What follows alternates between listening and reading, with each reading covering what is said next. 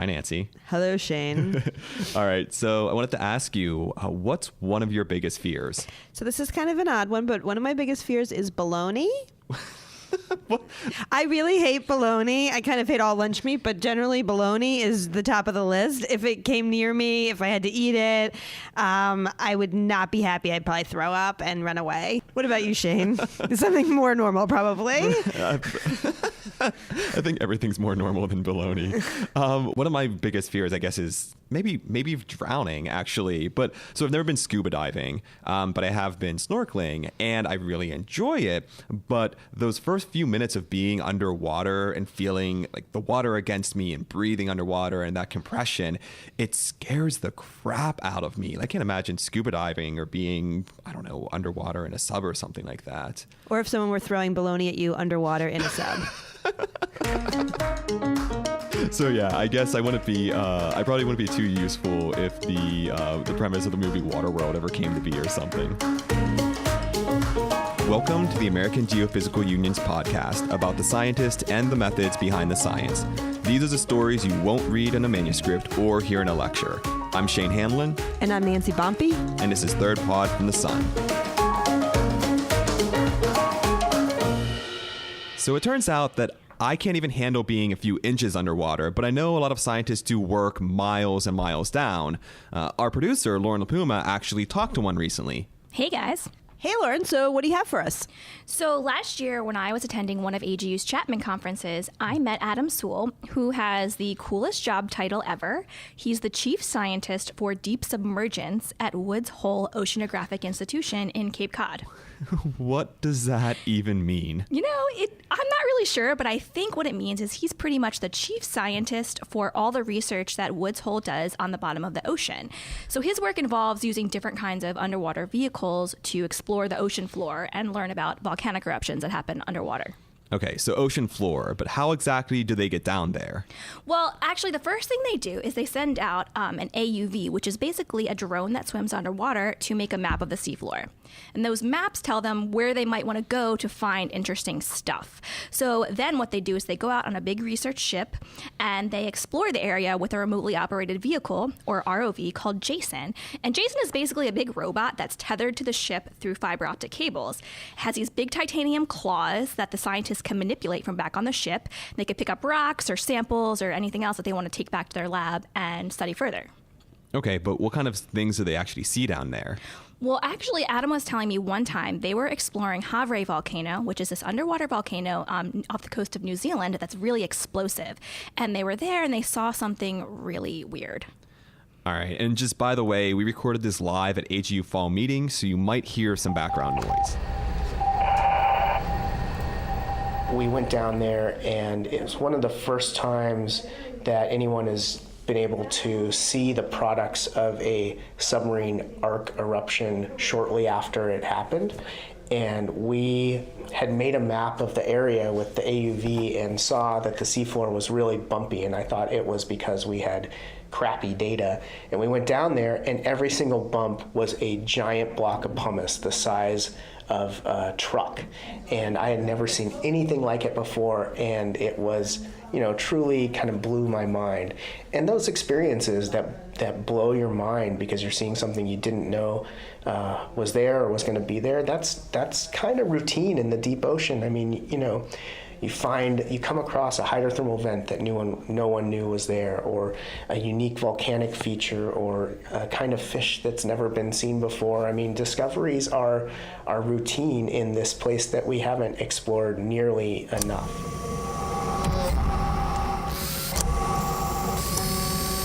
Actually, one of the cool things that Adam was telling me about that eruption was that it produced a raft of pumice that was so large people could see it from a passing plane. A raft of pumice. Yeah, it's just like that pumice rock they saw on the ocean floor, but the volcano basically belched up a huge piece of it that was so big people could see it from a passenger jet flying overhead. And eventually the raft broke up and, circled around the ocean, but it was the biggest piece of pumice that they've ever seen. Oh man, that's impressive. But you were talking about this ROV, this remotely operated vehicle. How do they manipulate that? Well, so the ROV is down on the ocean floor and the researchers are all back on the ship, and it takes a whole team of people to collect samples with Jason.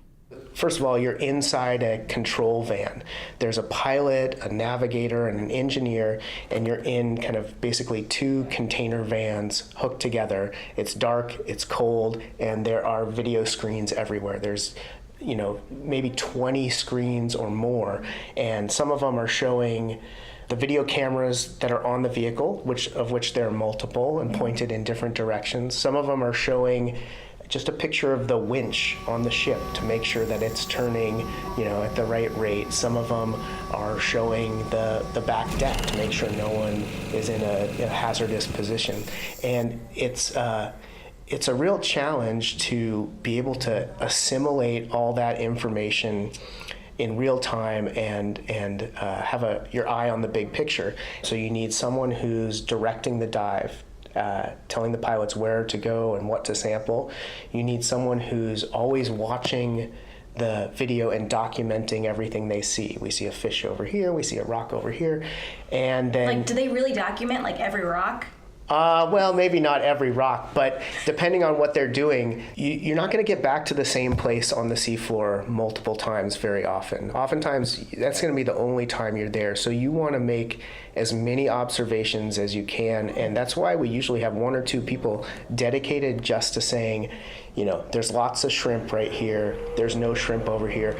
No one's going to go back there, but someone can use the video and the observations that you made for their science questions. So you are documenting as much as you can, and we try, to make it as easy as possible. Instead of, writing out there 7 shrimp, there might be a button you can push that say shrimp, shrimp, shrimp, shrimp, shrimp. And that's why there's enough people in that van to kind of separate the tasks out. So someone looking at the map saying, we want to go here next, we need to go, east 400 meters, and someone else saying shrimp, shrimp, shrimp, shrimp, shrimp, shrimp, and then someone else, documenting, we collected a sample and it went into this box on this side of the basket. And when you're down there for 3 days, you really have to have people focused on their task. Roger that. Bridge, we're standing by launch on your word. After a while, you become like a little robot. You go in and you shrimp, shrimp, shrimp, shrimp, and go here, go there, and the value is immense. A-frame fully extended. Roger that. Take tension on the main, release the latch, and lower away when ready. Latch is clear. All right, but all I can think about is shrimp, shrimp, shrimp, shrimp, shrimp. Please stop. Yeah, no, please, Shane, don't. Fine. I'm going to go ahead and change the subject here. That's probably a good idea. So what else does Adam do down there? So the coolest thing that he gets to do is he gets to go down to the seafloor himself in a human-occupied submersible, or HOV, which is called Alvin, and he gets to experience all of that stuff firsthand. And Alvin is not the first submersible that people ever designed, but some pretty cool engineering went into it. One of the great advances with Alvin was something called syntactic foam. So syntactic foam are tiny glass spheres embedded in epoxy, so hollow glass spheres. So they are using air, but the individual buoyancy pieces, these glass spheres, are so small that they're very resistant to crushing. And they're also embedded in epoxy to help distribute the load of that pressure. And so the stuff is really heavy, but it floats. And so you have to use a lot of it around the sub, and that's why it goes from the size of a minivan to the size of a bus or a small school bus. Is a lot of that's taken up by what you need to float, basically.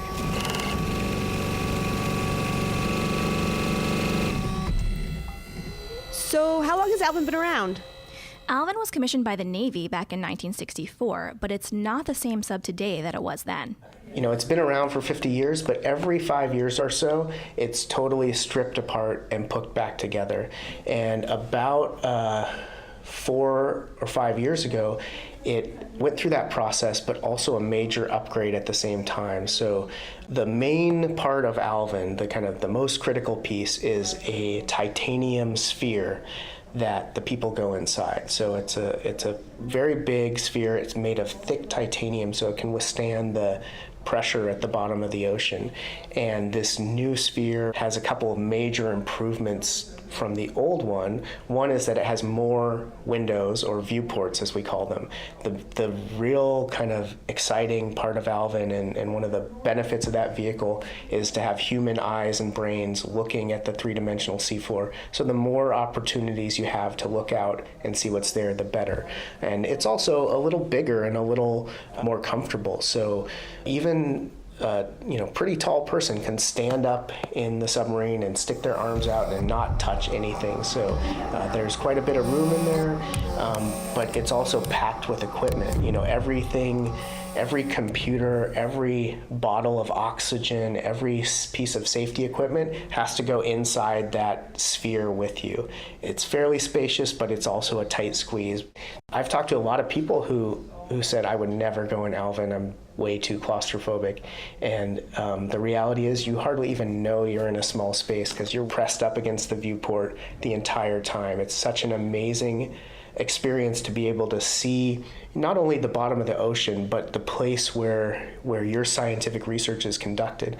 Lots of scientists have that opportunity, that they study a volcano on land, or they study a prairie, or they study a river. They can immerse themselves in it. That's not a common thing for the deep sea. If you're studying the animals that are down there, the rocks that are down there, or the chemistry of the water, it's a pretty special opportunity to be able to immerse yourself in that environment. So is there anything left from the original Alvin that's on the brand new upgraded Alvin today? Absolutely not. Unfortunately, it would be cool if they kept one screw, but no, it's all been replaced. Oxygen flowing, scrubbers scrubbing. Tracking is on USBL beacon 914. Leaks, dumps, and grounds are all acceptable. Request launch altitude and permission to dive when the swimmers are clear. Alvin, roger your checks. Your launch altitude is 1365 meters, 1365 meters. You have permission to dive when the swimmers are clear. Roger, standing by for swimmers. Yeah, so I was wondering, what's a typical day like inside this tiny sub under the ocean? It's actually a pretty long day for them. They're in the sub basically from sunup to sundown. The dive is going to start near first light, and it's going to end at dusk. It's safest to launch and recover the submarine when it's light out because it involves people swimming in the water. So you'll go out to the submarine and you'll get inside and they'll close the hatch. There'll be a couple people standing on top of the sub as it gets lifted up on an A-frame, and an A-frame is kind of like a little bridge that can lift up and rotate out over the ocean. So that's holding Alvin, and it rotates out over the ocean and lowers the sub down. The people on top, they kind of unhook it, and then they dive off the submarine down into the water. Alvin is submerged. You're going to pick up my swimmers and request permission to come back. And once they're in the water, Alvin has a basket sitting out in front of it, or a porch that sits out in front of it, and that's where you put all your samples and bring down all your instrumentation. They unhook that. You can see them out the viewport. If you look, they're swimming down and around the sub. Mm-hmm. And then you start, you get the clearance from the ship and you start to descend. And when you're up near the surface, the blue of the ocean is one of the most beautiful colors you can see. It's this vibrant, bright blue, and as you sink down, it gets darker and darker and darker. And after a couple hundred meters, it gets quite dark. But instead of being boring, you start to see lots of bioluminescent animals. And if you flash the lights of the sub, they flash back at you, which is pretty awesome. And as you go down, there's actually work to be done. You're talking with the pilot. What are we going to do first? What are we going to do second? There's two scientists in there. What are you going to do? What am I going to do? How do the video controls work? So you do a fair bit of kind of acclimatizing yourself to the sub. And then you're looking out the window because you want to see the seafloor. At least for me, I want to be the first person to see the seafloor. And then you see it. The sub kind of gets trimmed, so it stays level. And then you start working. And, you can be down. A dive can last 9 hours. You might spend 6 or 7 of that working on the seafloor. And honestly, that goes by in a flash. I mean, you are kind of completely focused on the task at hand for those hours, and you don't even notice the time going by. So you have so many things to do. You have to control the camera, make sure it's pointed in the right direction and focus, and each scientist has a camera they are controlling.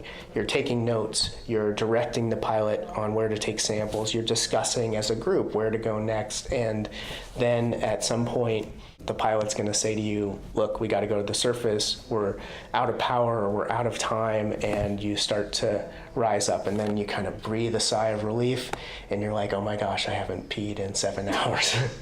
And then you wrap things up. You think about what you saw, you make some notes, and then you get to the sea surface, you get picked up and put back on the ship, and get ready to do it again tomorrow. So how do you go to the bathroom in Alvin, or do you not? Like, what if you just have to go? That's a personal choice. I definitely go to the bathroom in Alvin. I don't, because like a day without coffee would not be a good day. So I have to have some coffee. And so we have equipment for that. We have HREs, which, I mean, I don't know what that is. the human range extenders. It's a bottle. It's just a bottle that you pee in. And there's a boy version and a girl version. And the easiest thing to do is just say, I'm going to pee. Everyone looks out their window, which is not a hard thing to do. And you take care of it. But if you're more modest, you can, hang up a sheet or something like that. And I think it's the best choice to try and keep it to number one if you can, Yeah. So Shane, have you ever used a human range extender? I don't know about an official certified human range extender, but there's probably some stories about Mountain Dew bottles back in high school somewhere. Very, very frat boy of you. Anyways, so Adam is an old pro by now, both scientifically and bodily function-wise. But what happened on his first time down in the sub? Yeah, he told me about that. He actually had a little bit of a scare his first time. You're in this enclosed space. I mentioned you close the hatch. That's the air that you have for the rest of the day.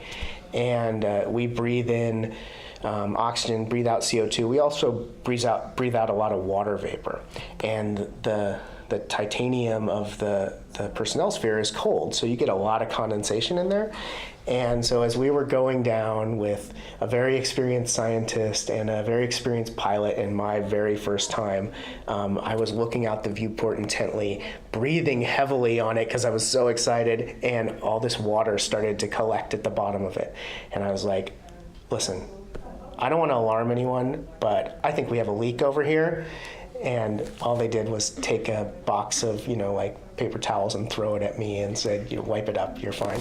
So Alvin, 50 years plus, has had almost 5,000 dives and has a perfect safety record. I feel safer, diving in Alvin than I do driving in a car. So that's a good thing. That is good. So what was that first dive like for you? It's hard to describe what it's like. I think that I can tell you what the environment looks like. You can't see all that far. You can see 10 meters or so. The colors are really oftentimes very muted because, it's a completely dark environment. You don't need the brightly colored fish of coral reefs. Everything's kind of white and pink and gray. But what struck me the most was that I was the first person to see that spot on planet Earth, and it felt really special to do that. And frankly, that feeling wore off pretty quickly because I had to get samples. This was for my research, and I needed to get those samples and make those observations. But there was certainly a moment in there where I felt just so fortunate, and I can only imagine what the Apollo astronauts felt like when they stepped out onto the moon. It's really unique for a human to be somewhere on this planet or somewhere else that no one has put their foot down before. What's the coolest place you've gone to?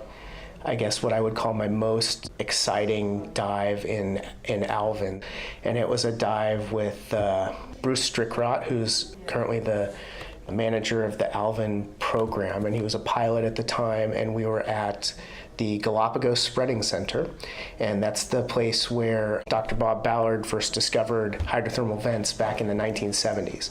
And so we were looking for hydrothermal vents, and we're cruising across the seafloor, and it was all black lava flows, and we didn't quite know where we were going to find these vents, and we found a big crack in the seafloor, and that crack is kind of marked where the plate boundary was, where the two plates are diverging, and so we started to follow it, and as we got further along, we started to see little serpulid worms. These are white worms, and they were stuck to the walls, and we're like, oh, this is looking better and better.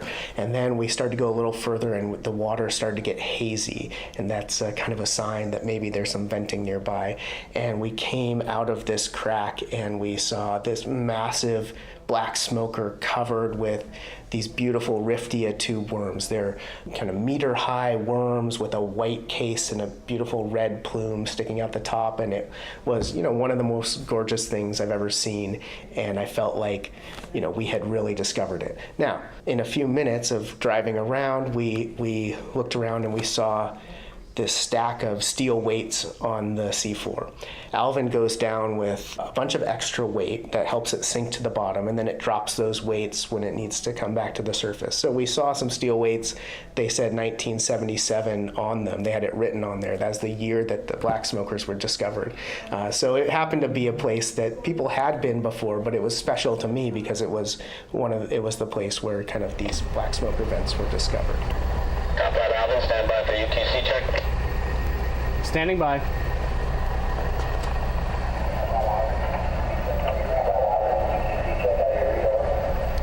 I read you loud and clear.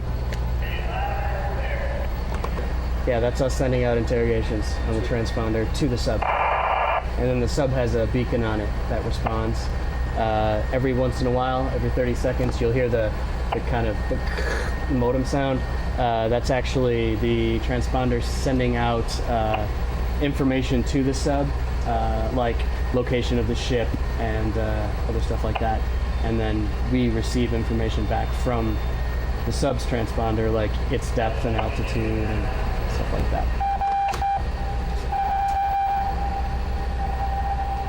This all sounds so cool, but what are they actually learning from all this?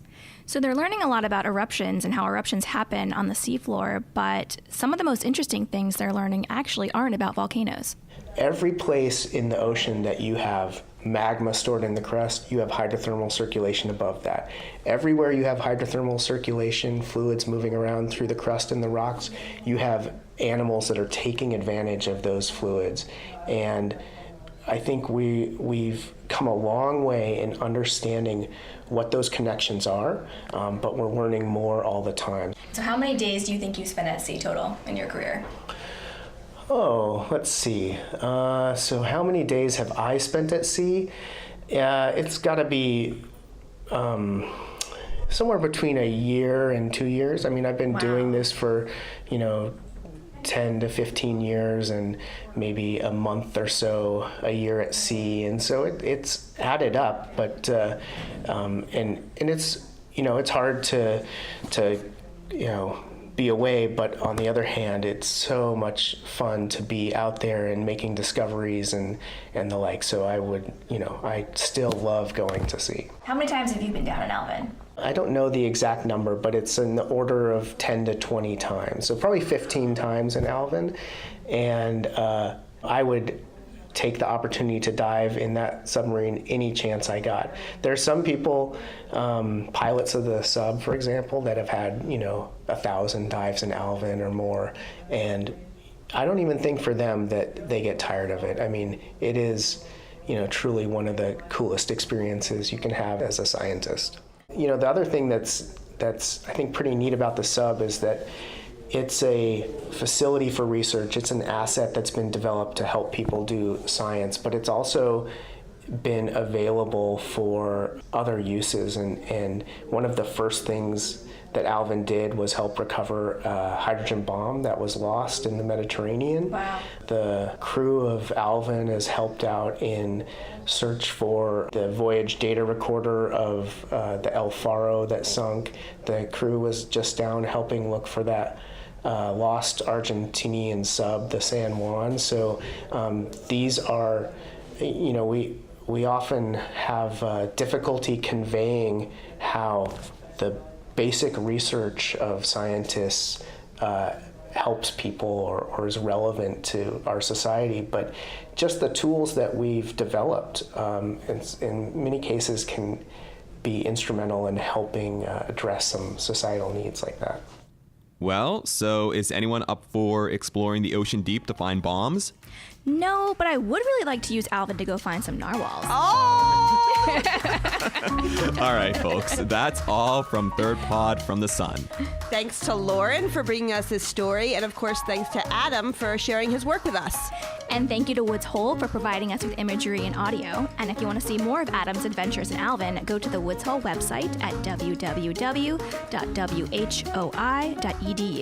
This podcast is also produced with help from Josh Spicer, Olivia Ambrosio, and Caitlin Camacho. And thanks to Tori Kerr for producing this episode.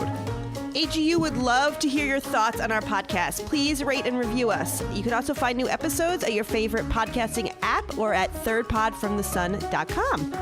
Thanks all, and we'll see you next time.